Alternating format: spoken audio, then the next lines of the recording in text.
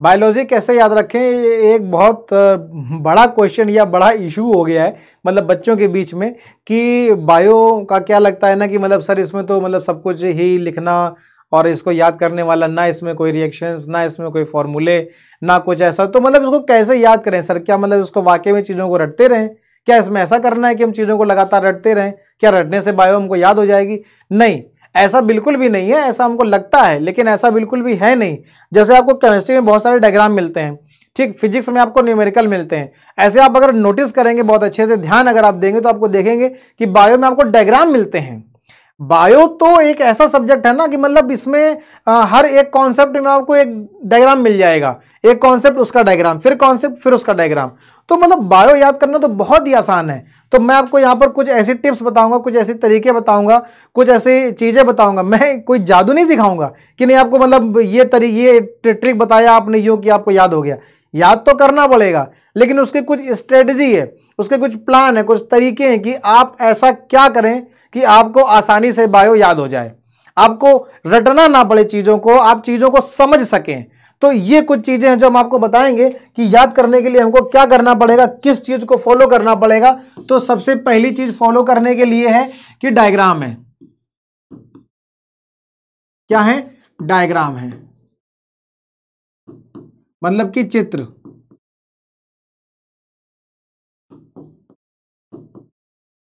सबसे पहला और बहुत ही इंपॉर्टेंट चीज है कि बायो में अगर आप किसी भी कॉन्सेप्ट को, किसी भी टॉपिक को आप याद करने जा रहे हैं तो आप सबसे पहले उसमें क्या देखेंगे कि उसमें कोई चित्र है कि नहीं है।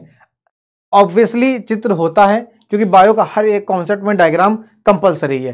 हो सकता है कि एक दो जो है, जैसे मान लो 10 क्वेश्चन है तो 10 में से 7 क्वेश्चन में डायग्राम है और 3 में ना हो, ऐसा हो सकता है। लेकिन जिस कॉन्सेप्ट में, जिस चीज में, जिस टॉपिक पे आपको चित्र मिल रहे हैं, आप इसको सबसे पहले बनाने का प्रयास करेंगे। ठीक है, आप कुछ कहेंगे सर चित्र बनाने में मेरी जो राइटिंग है, मेरी जो हैंड राइटिंग है वो अच्छी नहीं है ना, तो हमसे चित्र बहुत अच्छे नहीं बनते हैं, मतलब बहुत बढ़िया नहीं बनेंगे, और बहुत बढ़िया नहीं बनेंगे तो फिर उसका क्या फायदा बनाने का। देखो चीज को समझो कि चित्र आपको बनाना इसलिए जरूरी है क्योंकि वो रिप्रेजेंट आप वहां पे क्या कर सको, उसके नाम, जो भी टॉपिक दिया है उसके नाम आप आसानी से वहां पर क्या करो, चित्र के माध्यम से रिप्रेजेंट कर सको। ठीक है, तो इसलिए चित्र बनाना जरूरी है।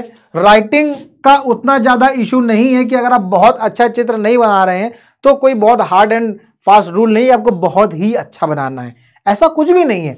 आप उसको एक नॉर्मल चित्र बनाइए। ज्यादा जो इंपॉर्टेंट चीज है वो क्या है, उसके नाम, है ना, कि उसके नाम सही होने चाहिए। ठीक है, अब आहार नाल का चित्र बना रहे हो तो जहां पर अमाशय है वो आप वहां पे दिखाओ ये अमाशय है। ठीक है, अब आप मुख वाले पार्ट को मुख ना बता करके ग्रसनी बताएंगे, अमाशय को अमाशय ना बता के छोटी आंत बताएंगे तो फिर वो गड़बड़ हो जाएगा ना।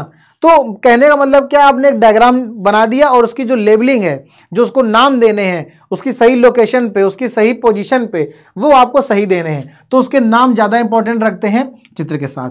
तो पहला तो एक कॉन्सेप्ट हो गया चित्र का। लेकिन सर अब हमको ये बता दीजिए कि जिसमें चित्र नहीं है उसमें क्या करें, तो उसका भी तरीका है ना। उसका तरीका क्या है? उसका तरीका है फ्लो चार्ट। आप वहां पर फ्लो चार्ट बनाइए, किसी चीज को रिप्रेजेंट, जैसे हम एरो के माध्यम से करते हैं ऐसे कि यहां पर ए, फिर ये बी हो गया, फिर ये सी हो गया, फिर ये ऐसे हो गया। तो मतलब फ्लो चार्ट बनाइए, कोई ऐसे करके जो है ट्रायंगल शेप में बना दीजिए। ठीक है, मतलब जो क्वेश्चन कह रहा है उसको आप किस तरह से रिप्रेजेंट कर सकते हैं ये आप उसमें देखें कि हम फ्लो चार्ट में इस तरह से बना सकते हैं, या फिर हम ये स्टेप बाय स्टेप करके इस तरह से चीज़ों को ये इंक्रीजिंग ऑर्डर में ऐसे दिखा सकते हैं। तो कहने का मतलब है कि देखो मार्क्स मिलते हैं रिप्रेजेंटेशन के। रिप्रेजेंटेशन का मतलब क्या है, आप चीज़ों को किस तरह से रिप्रेजेंट कर रहे हैं। ठीक है, सिर्फ लिखने से जो है बहुत अच्छे नंबर नहीं मिलते हैं। नंबर मिलते हैं, मार्क्स मिलते हैं, ऐसा नहीं मिलते हैं, लेकिन बहुत अच्छे नंबर नहीं मिलेंगे। बहुत अच्छे नंबर पाने के लिए आपको क्या करना है कि कोई भी टॉपिक दिया है तो उसमें आपको उसका चित्र बनाना है, अगर दिया है तो, अगर उसमें है तो, और चित्र नहीं है तो फिर किस तरह से चित्र आप बना सकते हैं, तो फ्लो चार्ट के माध्यम से बना सकते हैं। ठीक है, किसी न किसी फ्लो चार्ट का यूज करना है और उसके माध्यम से हमको चित्र बना देना है। अगर ये भी नहीं है, अगर ये भी नहीं है तो फिर हम क्या करेंगे, तो फिर हम तीसरा काम करेंगे क्या, कि हम पॉइंट में आंसर लिखेंगे। कैसे लिखेंगे? पॉइंट में आंसर को आप लिखेंगे। ठीक है, मतलब 1 2 3 4 number 1 point, 2 point, 3 point, 4 point ऐसे लिख सकते हैं। ठीक है, चौथा तरीका उसमें हम अंतर ला सकते हैं, डिफरेंस।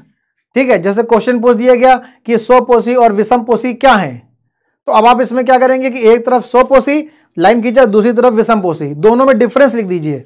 इस तरह से भी लिख सकते हैं, ठीक है ना। तो ऐसे क्वेश्चन, मतलब कहने का मतलब क्या है बेटा, कहने का मतलब है क्वेश्चन को करने का तरीका कितने अच्छे तरीके से। बायो में रटना नहीं, चीजों को समझना है कि हम किस वे में करेंगे। और मैं गारंटी देता हूं इस बात की आपको कि अगर आप इन चीजों को अप्लाई करेंगे, अगर आप इन चीजों को लागू करेंगे, तो आपके कंपैरेटिवली टू एनी सब्जेक्ट आपके इसमें मार्क्स आपको अच्छे मिलेंगे, और सभी में अच्छे मिलेंगे, इसमें भी अच्छे मिलेंगे, और इसमें आप इजीली मार्क्स को गेन कर सकते हैं बहुत कम समय में।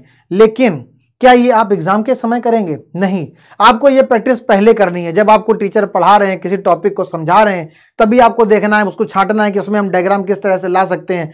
इसमें चित्र दिया है तो उसकी प्रैक्टिस 2 बार 3 बार 4 बार। Practice makes everyone perfect. Practice सभी को परफेक्ट बना देती है। तो आपको ज्यादा से ज्यादा प्रैक्टिस करनी है किन चीजों की? डायग्राम बनाने की, उनके नाम लिखने की। ये आपने कर दिया, एक पेज में डायग्राम बना दिया, दूसरे में उसके बारे में लिख दिया, 2-3 पेज तो आपके ऐसे ही भर जाने हैं। ठीक है, नई डायग्राम है तो आपने फ्लो चार्ट का इस्तेमाल कर लिया, आपने ए को, फिर ऐसे बी को, फिर ऐसे सी को, इस तरह से आपने चीजों को वहां पर रिप्रेजेंट कर दिया। ये भी नहीं कर सकते हैं तो फिर थ्योरी में मत लिखिए आंसर, थ्योरी नहीं ना, गलत बात। अगर आप सोच रहे हो कि हम थ्योरी लिख दें तो फिर इसमें आपको मार्क्स अच्छे नहीं मिलेंगे। 5 नंबर का क्वेश्चन आपको एग्जामिनर 1 नंबर, 1.5 नंबर, 2 नंबर देकर के छोड़ देगा।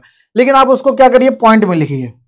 ठीक है, पहला पॉइंट बताइए, दूसरा पॉइंट, 4 पॉइंट सफिशिएंट है। अगर 2 नंबर का, 3 नंबर का अगर क्वेश्चन है तो उसमें मुझे लगता है 4 पॉइंट सफिशिएंट है। लेकिन अगर 5 नंबर का क्वेश्चन है तो फिर उसमें आपको ज्यादा पॉइंट देने पड़ेंगे। ऐसा नहीं कि नहीं सर ने बोला था पॉइंट में लिखना है, 5 नंबर का क्वेश्चन आया, आपने 5 पॉइंट लिख दिया, मेरे को 5 नंबर मिल जाएंगे, फिर नहीं मिलेंगे, कहेंगे लो सर ने कहा था नंबर अच्छे मिलेंगे।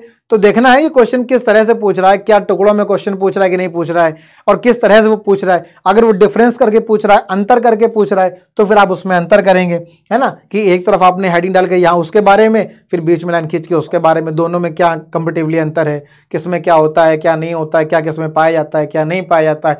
तो ये के सारे तरीके हैं। अगर आप इन चीजों को, अगर आप इस तरीकों को अगर आप अप्लाई करेंगे चीजों को, तो मुझे लगता है कि आपको जो है कम समय में आप ज्यादा मार्क्स को गेन कर सकते हैं। बायोलॉजी एक ऐसा सब्जेक्ट है ना कि जिसको आप कम समय में आप ज्यादा से ज्यादा मार्क्स उसको आप आसानी से गेन कर सकते हैं। बस ये जो कुछ ट्रिक्स जो मैंने आपको बताई हैं, इन चीजों को अगर आप शुरुआत से ही अगर अप्लाई करें, जैसे आपने पढ़ना स्टार्ट किया, जैसे आपको टीचर वो टॉपिक पढ़ा रहा है, वो सब्जेक्ट समझा रहे हैं, तो उसी समय क्या करिए, उसी चीजों की आप प्रैक्टिस करिए।